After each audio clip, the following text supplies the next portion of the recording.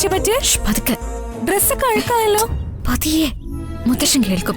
എല്ലാം ഞാൻ പറയാം. ഈ ഡ്രസ്സൊക്കെ ഒന്ന് മാറിയിട്ട് വരട്ടെ. ചേച്ചി എന്താ ചേച്ചി?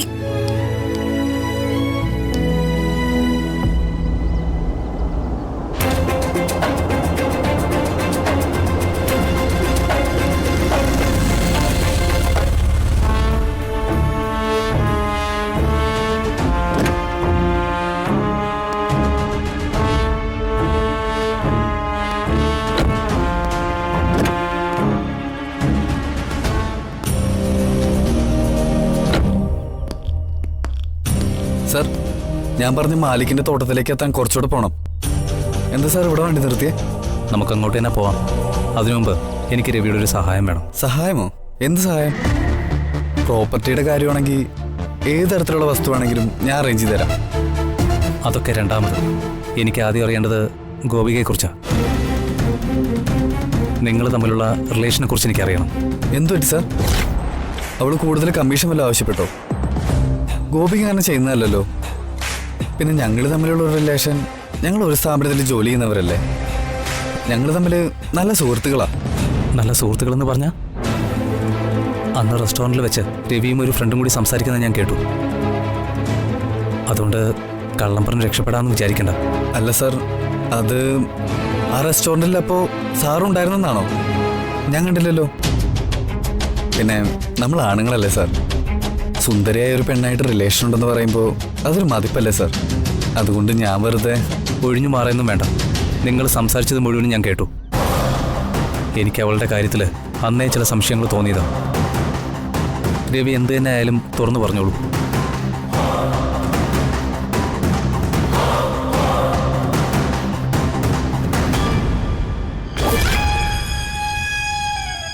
സാറിന് സംശയം തോന്നിയെന്ന് പറഞ്ഞുകൊണ്ടാ.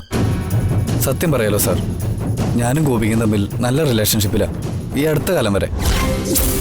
അവളും കുടുംബവും സാമ്പത്തികമായി കുറച്ച് വീക്കാ. എന്നോട് പലപ്പോഴും പണം ചോദിക്കാറുണ്ട്, ഞാൻ കൊടുക്കാറുമുണ്ട്. പക്ഷേ സാറിനെ കണ്ടത് മുതൽ അവൾ എന്നോട് അകൽച്ച കാണിക്കാൻ തുടങ്ങി.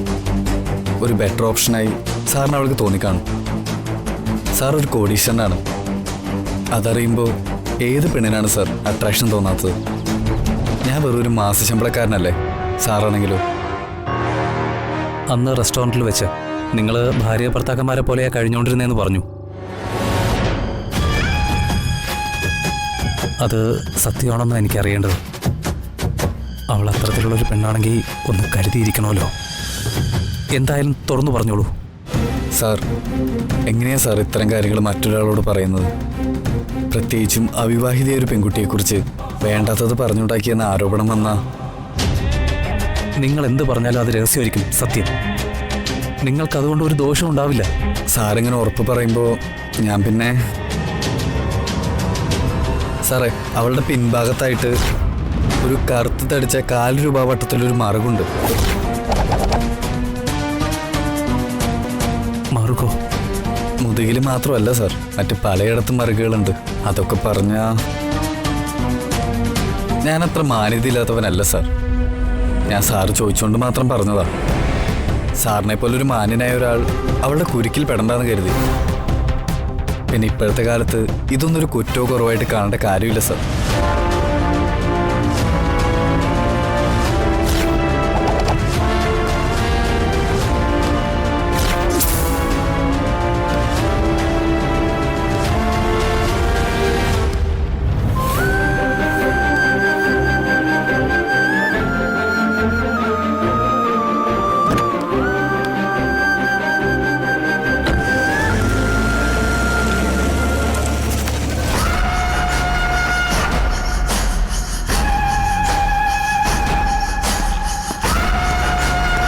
അതെ, എന്നെ നീ തന്നെ ഓഫീസിൽ ഡ്രോപ്പ് ചെയ്യണം.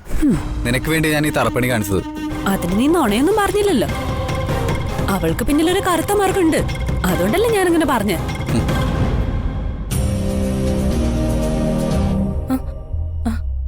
ചേച്ചി, എന്താ ചേച്ചി ഉണ്ടായത്? എന്റെ ചേച്ചി എന്നെ ഇങ്ങനെ ടെൻഷൻ ആക്കാതെ കാര്യം പറ. പറയാം. ഞാൻ പറഞ്ഞില്ലേ ഒരു കുട്ടനെ പറ്റി. ആ കുട്ടന്റെ അസുഖം മാറ്റാനായിട്ടൊരു പൂവിനെ കുറിച്ച് പറഞ്ഞിരുന്നു. പൂവോ? എന്ത് പൂവ്? കാട്ടിനുള്ളിൽ മാത്രം കാണുന്ന മനോരഞ്ജിത എന്നൊരു പൂവ്. കാട്ടിനുള്ളിലോ? ചേച്ചി കാട്ടിനുള്ളിൽ പോയോ? ഞാൻ പറയട്ടെ, പൗർണമി ദിവസം മാത്രമേ ആ പൂവ് വിരിയുള്ളൂ. ഇന്ന് പൗർണമി ആയിരുന്നില്ലേ, അതുകൊണ്ട് ഞാൻ കാട്ടിലേക്ക് പോകാൻ തീരുമാനിച്ചു. ചേച്ചി, സ്വാമിയച്ഛൻ പറഞ്ഞത് അങ്ങനെ എളുപ്പം കിട്ടുന്നൊരു പൂവല്ല അതെന്നാ. സ്വാമിയച്ഛൻ ട്രൈ ചെയ്തിട്ട് കിട്ടിയില്ല, അതുകൊണ്ടാണ് ഞാൻ പോവാന്ന് തീരുമാനിച്ചത്. ആ ഭാഗ്യത്തിന് എനിക്കത് കിട്ടി. പക്ഷെ ഞാൻ ശരിക്കും പേടിച്ചു പോയി ഗോപു. പൂ പറിച്ചെടുത്തപ്പോ എവിടുന്നാന്നറിയില്ല ഒരു വലിയ സർപ്പം അവിടെ വന്നു. ഞാൻ ജീവനും കൊണ്ട് ഓടി.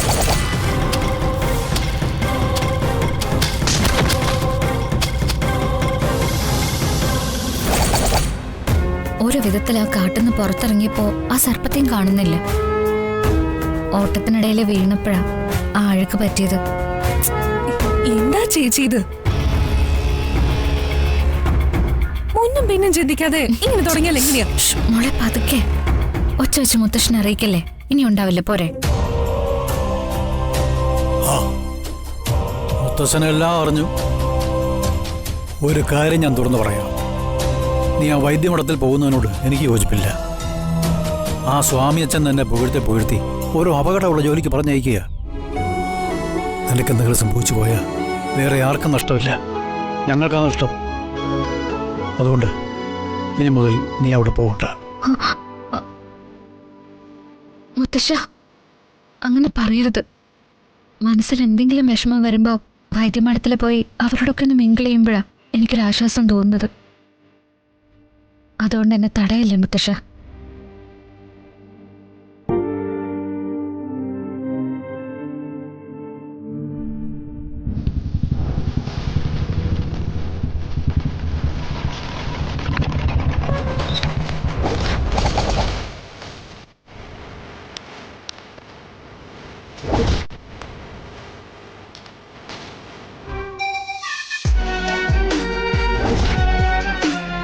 ദേവൂട്ടി,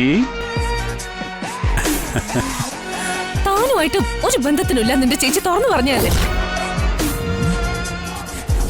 പിന്നെ എന്തിനാടോ ഒരു ഉളുപ്പും ഇല്ലാതെ ഇങ്ങോട്ട് വലിഞ്ഞേറി വരുന്നത്? കൊച്ചുകാന്താരി, ഒന്ന് അടങ്ങ് നീ. ആദ്യം ഞങ്ങൾ വന്ന കാര്യം ഒന്ന് കഴിഞ്ഞോട്ടെ, എന്നിട്ട് നമുക്ക് അംഗം വെട്ടാം. ആ നിൽക്കുന്നവളെ എന്റെ ഭാവി ഭാര്യ. ശരി മുതലാളി. ചേട്ടന്റെ കയ്യിലുള്ള വളകളും മോതിരവും ഒക്കെ ഇട്ട് പാകാവുന്ന നോക്കി അളവെടുത്തിട്ട് ഡോ, മുന്നോട്ട് വന്ന എന്റെ തനി സ്വഭാവം താനറി. എടോ, താൻ എന്തറിഞ്ഞിട്ടാടോ ഇയാള് പറയുന്ന കേട്ട് ഇങ്ങോട്ട് തള്ളിക്കറി വന്നത്? ദേ, വീട്ടിൽ കയറി ഗുണ്ടായിസം കാണിച്ചാലേ ചോദിക്കാനും പറയാനോ ആളില്ലെന്ന് വിചാരിച്ചോ? ചേട്ടാ, ആ കാന്തേരി ഇങ്ങനെ പലതും പറയും. താനാ ഒന്നും വിഷയാക്കേണ്ട കാര്യമില്ല. താനെന്റെ എണ്ണി മേടിച്ചത് കാശ് തന്നെയല്ലേ? പോയി പണി ചെയ്യടോ. അവളിപ്പോഴും എന്റെ പാതി ഭാര്യ തന്നെയാ, അതിലാർക്കും സംശയമൊന്നും വേണ്ട. തന്നോട് ആര് പറഞ്ഞു ചേച്ചി തന്റെ പാതി ഭാര്യയാണെന്ന്? താൻ ഓരോന്ന് തീരുമാനിച്ചിട്ട് താൻ തന്നെ എന്തെങ്കിലും മണ്ടത്തരം വിളിച്ചു പറഞ്ഞുകൊണ്ട് നടക്കുന്നതിന് ഈ വീട്ടിലുള്ള ആരും ഉത്തരവാദികളല്ല. പാതി ഭാര്യ പോലും. പാതി ഭാര്യയാകാൻ എന്താ ചേച്ചി ഇവിടെ മുറിച്ചു വെച്ചിരിക്കണോ? ഇക്കിളിട്ടാ പോലും ചിരിക്കാൻ പറ്റാത്ത കോമഡിയായിട്ട് ഇറങ്ങിയിരിക്കുക കാന്താരി. എന്താടോ, പോയി പണി ചെയ്യടോ. ശരി മുതലാളി.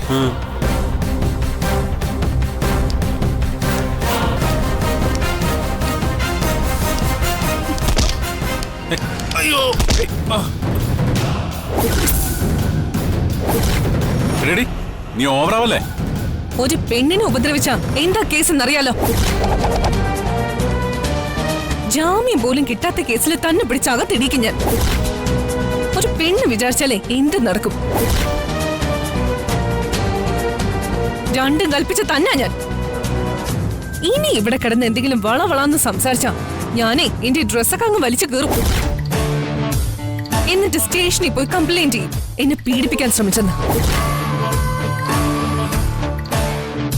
പെണ്ണ് പറയുന്ന വാക്കിനാടോ വില? നിന്നെ പോലുള്ളവരെ നിലയ്ക്ക് നിർത്താൻ ഇങ്ങനെയൊക്കെ ചെയ്തേ പറ്റൂ. ഇനി ഒരു നിമിഷം പോലും താൻ ഇവിടെ നിന്നാ ഞാനത് ചെയ്യും. വീഴ്ച നോക്കി നിൽക്കാതെ ഇറങ്ങി പോടാ ഇവിടുന്ന്.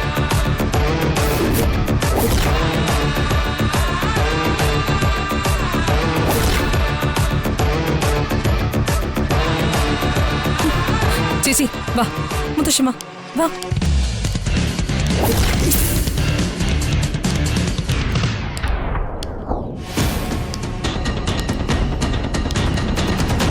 എന്താണ് നിൽക്കുക? വാ.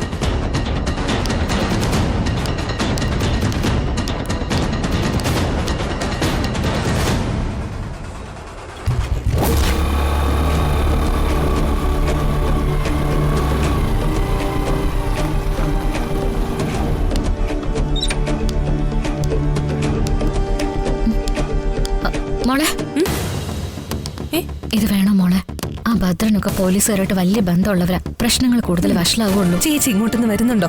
ഇല്ലെങ്കിൽ ഞാൻ പോവും. ഞാൻ പരാതി കൊടുത്തോളാം. എന്റെ മുന്നിൽ വെച്ചാണല്ലോ അയാൾ ചേച്ചിയുടെ കൈ കയറി പിടിച്ചത്. എന്നോട് കൂടിയാ അയാൾ അനാവശ്യം പറഞ്ഞത്. ചേച്ചി എന്ന് ഇവിടെ തന്നെ നിന്നു. മോളെ തന്നെ മോളെ ഒന്നുകൂടി ആലോചിച്ചിട്ട് പോരെ? ഇനി ആലോചിക്കാനൊന്നും ഇല്ല. ആ ഭദ്രന്റെ ശല്യം ഇന്നത്തോടെ തീരും. ഇങ്ങോട്ട് വന്നേ. മോളെ വാ. എന്താ വേണ്ടേ? ഒരു കംപ്ലൈന്റ് കൊടുക്കാന്.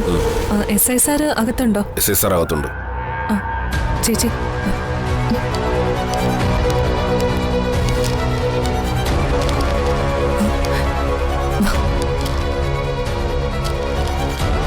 വന്നു.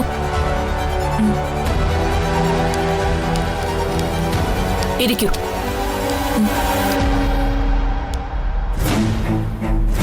എന്താ പറഞ്ഞോളൂ. മാഡം, എന്റെ പേര് ഗോപിക. ഇതെന്റെ മൂത്ത സിസ്റ്ററാ. മേഘമല UP സ്കൂളിലെ ടീച്ചറാ ദേവിക. ഓക്കെ, കാര്യം പറയൂ. മാഡം, രാമഭദ്രൻ എന്ന പേരുള്ളൊരു ക്രിമിനല് ചേച്ചി നിരന്തരമായിട്ട് ശല്യം ചെയ്തുകൊണ്ടിരിക്കുക. കഴിഞ്ഞ ദിവസം അയാൾ വീട്ടിൽ അതിക്രമിച്ച് കയറി ഞങ്ങളെ ഭീഷണിപ്പെടുത്തി. അയാൾക്ക് ചേച്ചിയെ വിവാഹം കഴിക്കണമെന്നാ പറയുന്നത്. പറ്റില്ലെന്ന് ചേച്ചി തീർത്ത് പറഞ്ഞതാ. മാഡത്തിന് അന്വേഷിച്ചാൽ അറിയാം. അയാള് ഈ നാട്ടിലെ ഒരു സ്ഥിരം റൗഡിയാ. കേസും വഴക്കുമായിട്ട് നടക്കുന്ന ഒരു ആഭാസിനെ വിവാഹം കഴിക്കാൻ എന്റെ ചേച്ചിക്ക് തീരെ താല്പര്യമില്ല. ഈ പറയുന്നതൊക്കെ ശരിയാണോ? നിങ്ങൾക്ക് ഇഷ്ടമല്ലെന്ന് പറഞ്ഞിട്ടും അയാൾ നിർബന്ധിക്കണമെങ്കിൽ എന്തെങ്കിലും മറ്റു കാരണങ്ങളുണ്ടോ? ഞാൻ ഉദ്ദേശിച്ചത് ആദ്യം സമ്മതം പറഞ്ഞിട്ട് പെട്ടെന്നുള്ള പ്രകോപനത്തിൽ ആ പ്രപ്പോസൽ നിരസിച്ചതാണോ? അല്ല മാഡം, ഈ നാട്ടില് മാനവ മര്യാദയായിട്ട് ജീവിക്കുന്ന ഒരു പെൺകുട്ടിയും അയാളെ പോലെ ഒരാളുടെ കൂടെ ജീവിക്കാൻ ഇഷ്ടപ്പെടില്ല. നോക്കൂ മിസ് ഗോപിക, ഈ പറഞ്ഞ രാമഭദ്രൻ പ്രപ്പോസ് ചെയ്തത് നിങ്ങളുടെ ചേച്ചിയല്ലേ? അവര് പറയട്ടെ കാര്യങ്ങൾ. ചേച്ചി പറ. മാഡം, ഞങ്ങളുടെ അമ്മ വിദേശത്ത് നേഴ്സായിട്ട് ജോലി നോക്കുക. അച്ഛനൊരു അപകടത്തിൽപ്പെട്ട് മരിച്ചുപോയി. ആ സമയത്ത് ഞങ്ങളുടെ വീട് പണി നടക്കുമായിരുന്നു. അതിനുവേണ്ടിയും പിന്നെ അമ്മയുടെ വിസയുടെ കാര്യത്തിനൊക്കെ പണം തന്ന് സഹായിച്ചത് ഈ ഭദ്രന്റെ അമ്മയായ സ്വർണ്ണമ്മയാ. അതിന്റെ പലിശ എല്ലാ മാസവും കൃത്യമായിട്ട് കൊടുക്കുന്നുണ്ട്. എന്നിട്ടാ അതിന്റെ പേരും പറഞ്ഞ് ആ സ്വർണ്ണമ്മയും മകനും വീട്ടിൽ കയറി ഇറങ്ങുന്നത്. ടീച്ചർ പറയട്ടെ. അതെ മാഡം, കൃത്യമായിട്ട് എല്ലാ മാസവും പലിശ കൊടുക്കുന്നുണ്ട്. ഒരാഴ്ചക്കകം പണം തീർത്ത് കൊടുത്തില്ലെങ്കിൽ എന്നെ ബലമായി പിടിച്ചോണ്ട് പോകുന്ന ഭദ്രന്റെ ഭീഷണി. അവരുടെ ഒരു നിയമം എന്നൊക്കെ പറഞ്ഞ് ഒരു വള കയ്യിൽ ബലമായി അണിയിക്കാൻ കുറെ ആൾക്കാരൊക്കെ ആയിട്ട് വന്നു. ഈ കഴിഞ്ഞ ദിവസം അയാളൊരു സ്വർണ്ണപ്പണിക്കാരനുമായിട്ട് വീട്ടിൽ വന്ന് വഴക്കുണ്ടാക്കി. ഇരിക്കും. കൊള്ളാലോ ഈ ഭദ്രൻ. ഇതൊരു നിസ്സാര സംഭവമല്ല. ഒന്നാത് പലിശയ്ക്ക് പണം കൊടുക്കുന്നത് നിയമവിരുദ്ധമാണ്. അതിന്റെ കൂടെ ഭീഷണിപ്പെടുത്തുന്നത് ക്രിമിനൽ കുറ്റവും. പിന്നെ ഈ നാട്ടിൽ ഒരു പെൺകുട്ടിയുടെ സമ്മതം കൂടാതെ വിവാഹം കഴിപ്പിക്കുന്നത് കുറ്റകരവുമാണ്. നിങ്ങളൊരു കാര്യം ചെയ്യും, പുറത്ത് റൈറ്ററുണ്ട്. നിങ്ങൾ വിശദമായ ഒരു പരാതി എഴുതി കൊടുക്കും. ബാക്കി ഞാൻ നോക്കിക്കോളാം. ഭദ്രൻ ഇനി നിങ്ങൾക്കൊരു ശല്യം ഉണ്ടാക്കില്ല. നിങ്ങൾ ധൈര്യമായിട്ട് പോയിക്കോ. Thank you madam. Thank you madam.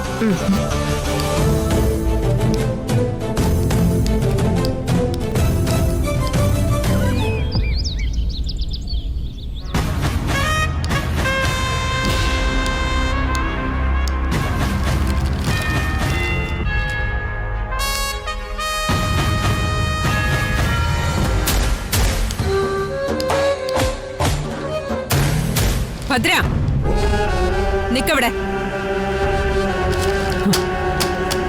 ഏതെങ്കിലും കാര്യത്തിന് പോയിട്ട് കാര്യം നടക്കാതെ വരുമ്പോ നിന്റെ അച്ഛനും ഇതേ ശീലമായിരുന്നു. എന്നെ നേരിടാൻ ഒരു മടി, മുഖം നോക്കാതെ കുനിഞ്ഞ് അകത്തോട്ട് പോവും. അച്ഛനില്ലാത്ത ഒരു ദുശീലം കൂടി നിനക്കുണ്ട്. തോൽവിയുടെ കയ്പ് മറക്കാൻ ഒരു ലഹരിയുടെ സപ്പോർട്ട്. നാണം ഉണ്ടോടാ നിനക്ക്? സ്വർണ്ണപ്പണിക്കാരനെയും കൂട്ടി ഭാര്യയുടെ അളവെടുക്കാൻ പോയിരിക്കുന്നു.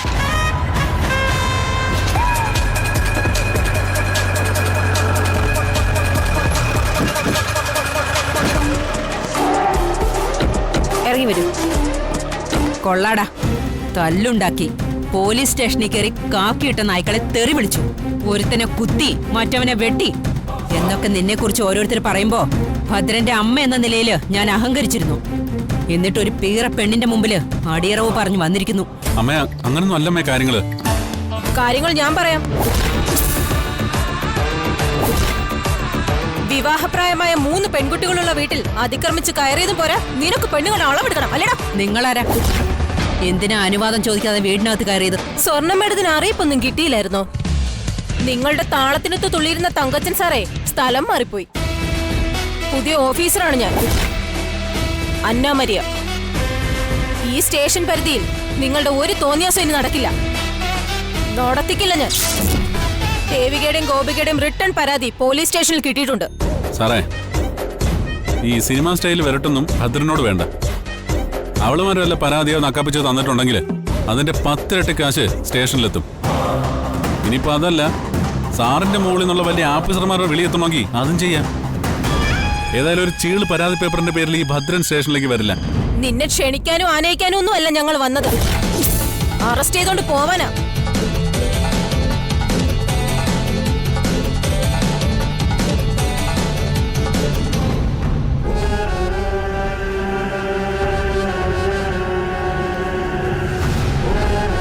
അഡ്വക്കേറ്റ് ഷാജഹാൻ അല്ലേ? ഞാൻ സ്വർണ്ണമയാ. വക്കീലിനെയൊക്കെ വിളിക്കാൻ ആവശ്യത്തിന് സമയമുണ്ട്. വിളിക്കുമ്പോ പറയണം, ഭവനഭേദനം, ഗൂഢാലോചന, പീഡന ശ്രമം എല്ലാ വകുപ്പും ചേർത്തിട്ടുണ്ടെന്ന്. പെണ്ണാഫീസർ കൂടുതൽ നകളിക്കണ്ട. എന്റെ മുന്നിൽ വെച്ച് നിങ്ങൾക്ക് അവനെ അറസ്റ്റ് ചെയ്യാൻ ധൈര്യമുണ്ടോ? എങ്കിൽ കാണട്ടെ. അറസ്റ്റ് ചെയ്ത് കൊണ്ടുപോകുക മാത്രമല്ല, നിങ്ങൾ ഈ പറഞ്ഞ പെണ്ണാഫീസറുടെ കൈക്കരുത്ത് ഇവനെ അറിയിക്കുകയും ചെയ്യും. ഓ, അത് നിങ്ങളുടെ മുന്നിൽ വെച്ച് വേണ്ടാന്ന് കരുതിയതാ. വെല്ലുവിളിച്ച സ്ഥിതിക്ക് വെറുതെ കൊണ്ടുപോയാ ഞാൻ ഇട്ടിരിക്കുന്ന ഈ യൂണിഫോമിനെ കളിയാക്കിയതുപോലെയാകും. ഓ, ഇങ്ങോട്ട് അറസ്റ്റ് ചെയ്യണം അവനെ.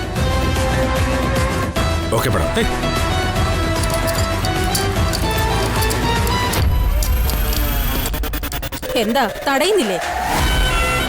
ഞാൻ ഇവിടെ ഉള്ളിടത്തോളം കാലം ഒരു പെണ്ണിന്റെയും ഒരു തുള്ളി കണ്ണുനീര് പോലും ഇവിടെ വീഴില്ല, അതുറപ്പാ. കൊണ്ടുവാടോ ഇവനെ.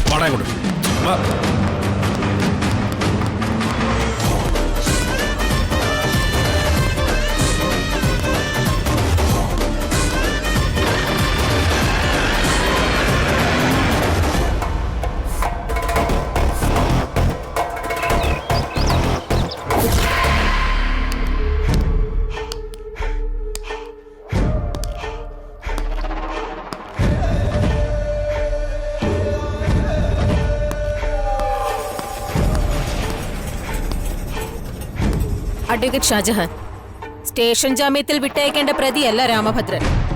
അറിയാലോ ചാർജ് ചെയ്തിരിക്കുന്ന വകുപ്പുകൾ. ഏത് കോടതിയിൽ പോയാലും നിലനിൽക്കുന്നതല്ല ചാർജിൽ പറഞ്ഞിരിക്കുന്ന ഒരു വകുപ്പും. പ്രായപൂർത്തിയായ ഒരു സ്ത്രീയെ ഇഷ്ടപ്പെട്ട് പ്രപ്പോസ് ചെയ്തു എന്നല്ലാതെ എന്റെ കക്ഷി ഇതിൽ പറയുന്ന ഒരു തെറ്റും ചെയ്തിട്ടില്ല. എന്റെ കക്ഷിക്ക് പെൺകുട്ടിയെ വിവാഹം ചെയ്യാൻ താല്പര്യമുണ്ടെന്ന് അറിയിച്ചു.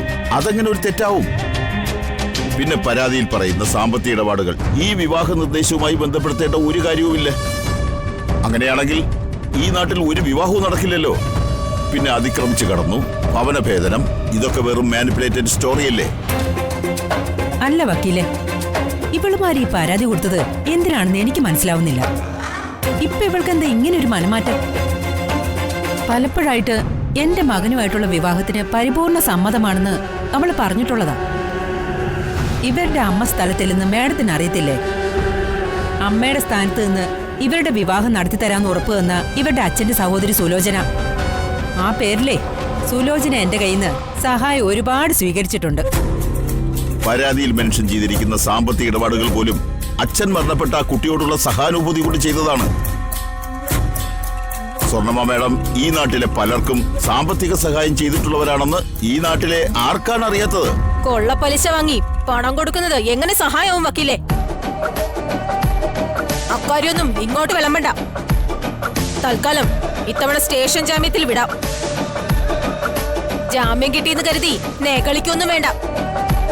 സത്യവാങ്മൂലം എഴുതി മേലിൽ വിവാഹം കഴിക്കണമെന്നോ മറ്റു വാഗ്ദാനങ്ങൾ നൽകിയോ ദേവികയുടെ അടുത്തോ ആ കുടുംബത്തിലോ ചെല്ലാൻ പാടില്ല. മനസ്സിലായല്ലോ? അവനെയും കൊണ്ടുവാ. ജാമ്യം അനുവദിച്ചു എന്ന് കരുതി ഇനി ആ പെണ്ണുങ്ങളോട് ഏതെങ്കിലും രീതിയിലോ അവരുടെ കുടുംബത്തിൽ ചെന്നോ പൊതുസ്ഥലത്ത് വെച്ചോ അവ മോശമായി പെരുമാറിയ ഞാനവനെ അൺബെയിലബിൾ വകുപ്പിട്ട് അകത്താക്കും. ലോക്കപ്പിലല്ല, സബ് ജയിലിൽ. ഇല്ല മേഡം, അങ്ങനെയൊന്നും എന്റെ കക്ഷിയുടെ ഭാഗത്തു നിന്നുണ്ടാവില്ല. ഞാൻ ഉറപ്പുതരാം.